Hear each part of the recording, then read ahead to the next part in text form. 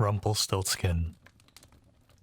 By the side of a wood, in a country a long way off, ran a fine stream of water, and upon the stream there stood a mill. The miller's house was close by, and the miller, you must know, had a very beautiful daughter. She was, moreover, very shrewd and clever, and the miller was so proud of her that he one day told the king of the land, who used to come and hunt in the wood, that his daughter could spin gold out of straw. Now this king was very fond of money, and when he heard the miller's boast, his greediness was raised, and he sent for the girl to be brought before him. Then he led her to a chamber in his palace, where there was a great heap of straw, and gave her a spinning wheel, and said, "All this must be spun into gold before morning, as you love your life." It was in vain that the poor maiden said that it was only a silly boast of her father, or that she could do no such thing as spin straw into gold. The chamber door was locked, and she was left alone. She sat down in one corner of the room and began to bewail her hard fate, when on a sudden the door opened, and a droll-looking little man hobbled in and said, "Good morrow to you, my good lass. What are you weeping for?" "Alas," she said, "I must spin this straw into gold, and I know not how."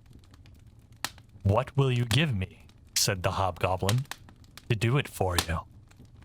"My necklace," replied the maiden.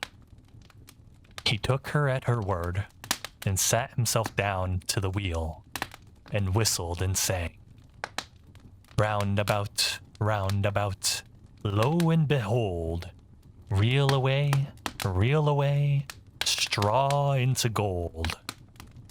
And round about the wheel merrily went. The work was quickly done, and the straw was all spun into gold. When the king came and saw this, he was greatly astonished and pleased, but his heart grew still more greedy of gain, and he shut up the poor miller's daughter again with a fresh task. Then she knew not what to do, and sat down once again more to weep.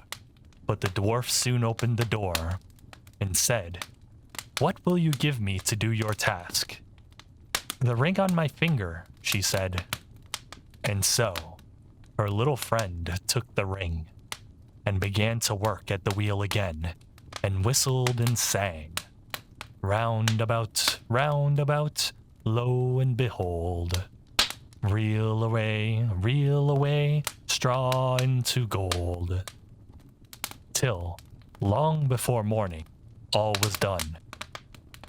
The king was greatly delighted to see all this glittering treasure, but still he had not enough.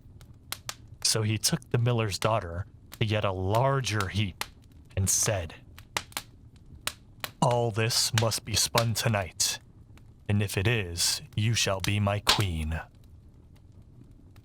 As soon as she was alone, that dwarf came in, and said, "What will you give me to spin gold for you this third time?" "I have nothing left," she said. "Then say you will give me," the little man said, "the first little child that you may have when you are queen." "That may never be," thought the miller's daughter, and as she knew no other way to get her task done, she said she would do what he asked. Round went the wheel again to the old song, and the mannequin once more spun the heap into gold. The king came in the morning, and finding all he wanted, was forced to keep his word. So he married the miller's daughter, and she really became queen. At the birth of her first little child, she was very glad, and forgot the dwarf and what she had said.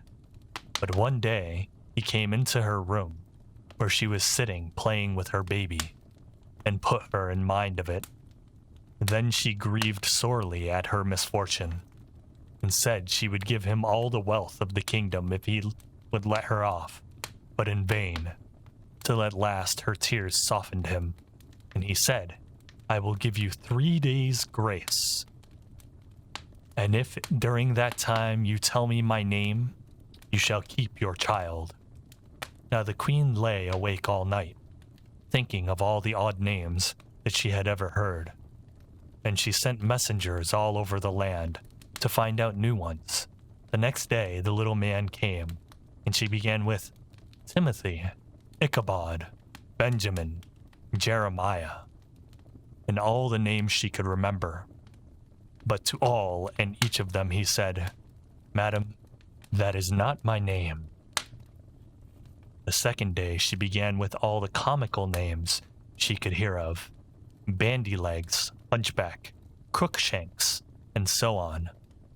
But the little gentleman still said to every one of them, Madam, that is not my name. The third day, one of the messengers came back and said, I have traveled 2 days without hearing of any other names.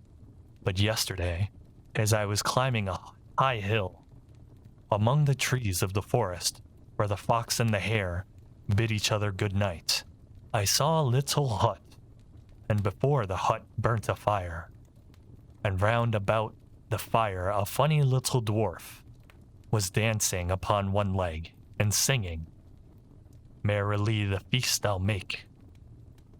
Today I'll brew, tomorrow I'll bake. Merrily I'll dance and sing, for next day I will a stranger bring. Little does my lady dream, Rumpelstilskin is my name. When the queen heard this, she jumped for joy. And as soon as her little friend came, she sat down upon her throne and called all her court round to enjoy the fun. And the nurse stood by her side with the baby in her arms, as if it was quite ready to be given up. Then the little man began to chuckle at the thought of having the poor child to take home with him to his hut in the woods, and he cried out, Now, lady, what is my name? Is it John? She asked. No, madam. Is it Tom? No, madam. Is it Jemmy? It is not. Can your name be Rumpelstiltskin? The lady said slyly. Some witch told you that. Some witch told you that, cried the little man, and dashed his right foot in a rage so deep into the floor that he was forced to lay hold of it with both hands to pull it out. Then he made the best of his way off, while the nurse laughed and the baby crowed, and all the court jeered at him for having had so much trouble for nothing, and said, We wish you a very good morning and a merry feast, Mr. Rumpelstiltskin. The end.